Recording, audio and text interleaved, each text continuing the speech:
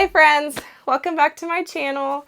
Today I'm going to do a little Valentine's video with some rom-coms and some romance book suggestions so that you guys can get ready for Valentine's Day and read all the love books if you're into that. And so I'm excited because the past month I have been reading a lot of the darker themed action type books, which can be great, but I need a break for sure.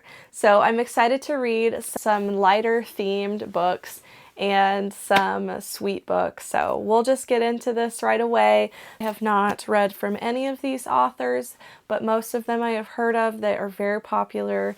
So I'm going to go ahead and read off some of them for you or just give you short little descriptions of them.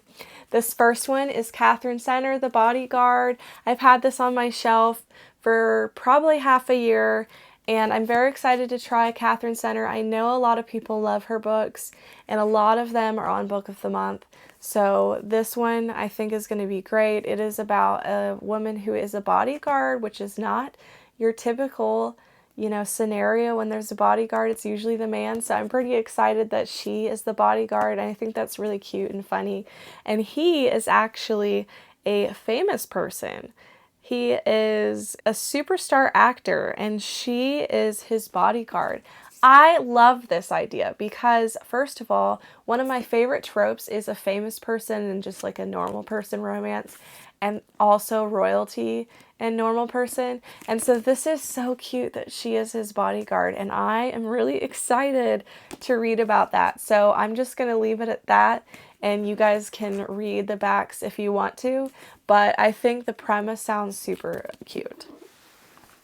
The next book is by Emily Henry, Book Lovers. Also a book I've had on my shelf for half a year, and I really need to get to it. I've heard so many people rave about Emily Henry. All of her books are instantly pre-ordered by people, and I need to know what all the hype is about.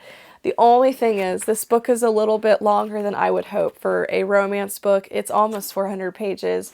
I personally prefer my romance or my rom-coms to be shorter, and so that just kind of stinks for me because I just don't want them to be this long. I just don't think it's necessary. I can understand like a fantasy being longer because there's world building and action, but a romance, I just think, you can do it in 300 pages or less. I think those are my favorite types. It's just short and sweet. But this one is following a writer, and it's an enemies to lovers trope, and she has a run-in with Charlie, who is a bookish, brooding editor from back in the city. It would be a meet cute if not for the fact that they've met many times, and it's never been cute.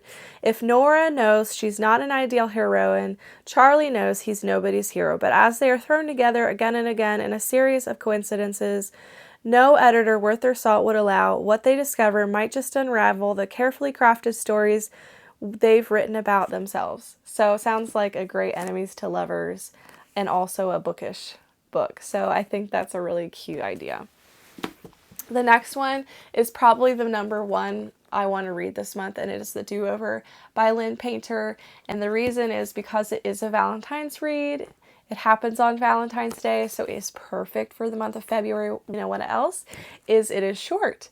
It is, let's see, it is 285. Perfect amount of pages. Did I say it is the perfect amount of pages for a rom-com? This is what I want to see, people. I want to see more books this size for rom-coms and romance. And you don't have to have these huge books with lots of fillers to just have a big book out there.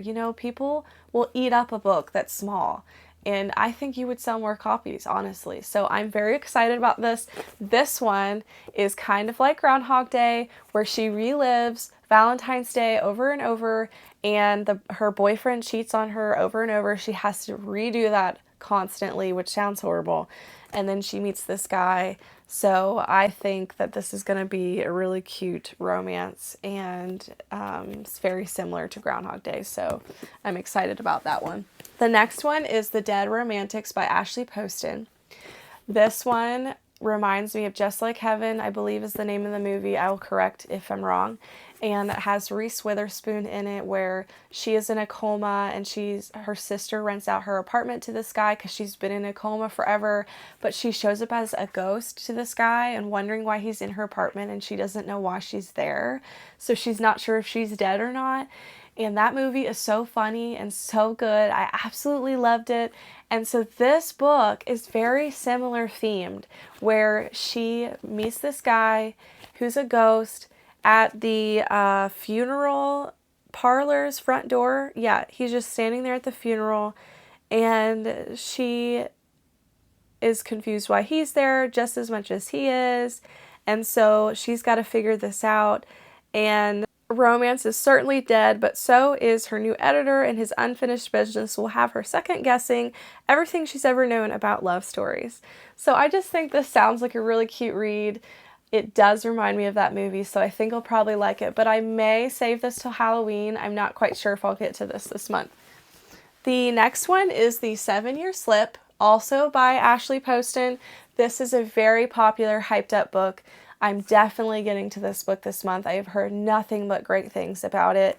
It is all over TikTok, all over the internet, and I picked it up as soon as I heard about it, but I just haven't gotten around to it yet, but I have saved it for Valentine's. It's also not too bad. It's like 330 pages, so perfect. Well, also this book's also short, so if you're looking for some short ones, this is around 340. I like to see that. I like to see the short ones.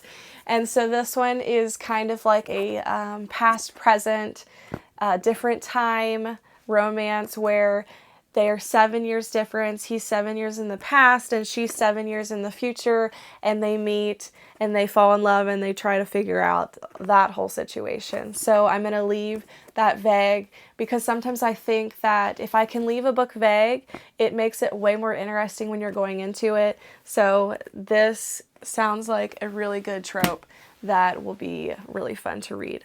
The next one is also by Lynn Painter, Better Than the Movies. I've heard also a ton about this book, super overhyped. So many people 5-star this book.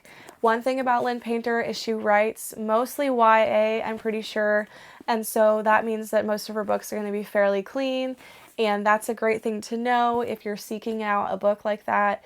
This one is following high schoolers that fall in love, and she is fake dating this guy, her friend, to try to get this other guy's attention that she really likes. And it's also a little bit of an enemies to lovers story. So they're like bickering and picking on each other, and ends up, catching feelings for each other. Sounds super cute to me. I can't wait to get to this. I don't love how long it is, but if it's a really good book, I will let that slide. But I just know that I'm going to read this book because of so many people talking about it. The next book is The Stand-In. I have never heard of this author. I've never heard of this book. It is by Lily Chu. I did look it up on Goodreads when I bought it to make sure, and it has really good ratings. And I got this at Goodwill for $2.99. So I love shopping deals, and I do not buy new books hardly ever unless it's something I'm going to read more than once. So Sarah J. Maas, obviously. So there aren't a lot of books that I would read more than once, except for like Fourth Wing series, Sarah J. Maas. Some of these I have not read. So classics I will definitely buy to keep on my shelf on display, just because, they're classics. So I like displaying them. But other than that, most books I read once and I will donate or give to a friend, or I might sell. And so I don't pay full price for anything if I can help it. I try to do the library. I try to rent. I try to buy Kindle. I have Kindle Unlimited. Most books I get that way, or I borrow from a friend. This one is borrowed. Thank you to Leah. And, or Goodwill. And so, or Book Outlet. That's another great place to get books on sale. So anyways, check out Goodwill.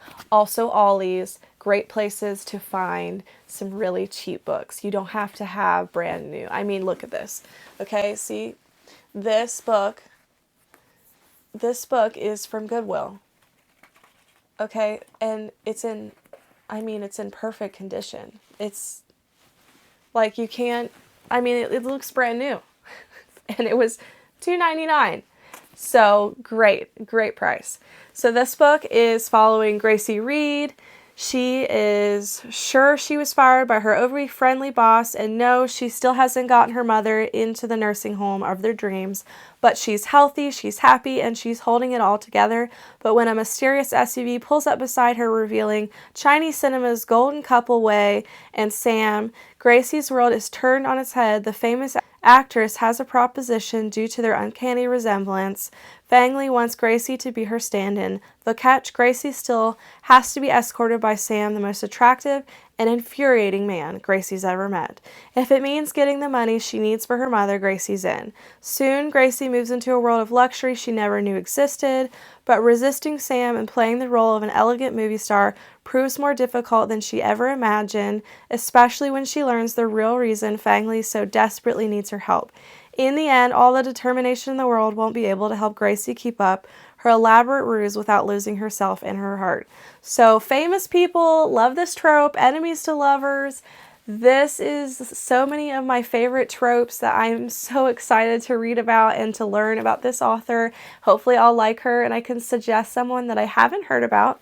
It is a little longer, so I don't love that, but I'm hoping and have high hopes for this being a really great and fun read for Valentine's Day.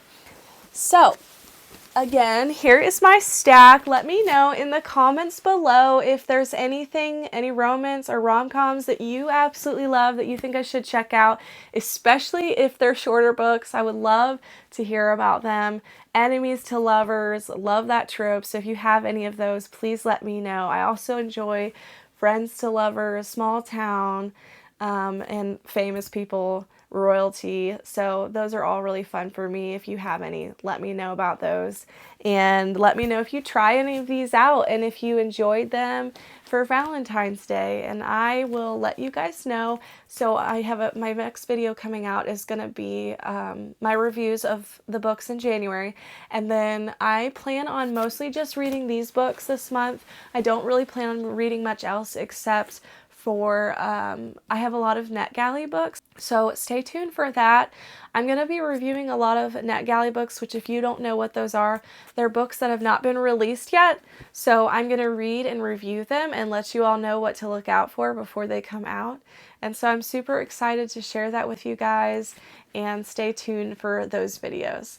Thank you guys for watching. Just like this video if you enjoyed it, and subscribe, and please share with your friends, and let me know in the comments if there's a video that you would like to see, and I'll talk to you guys next time. Bye!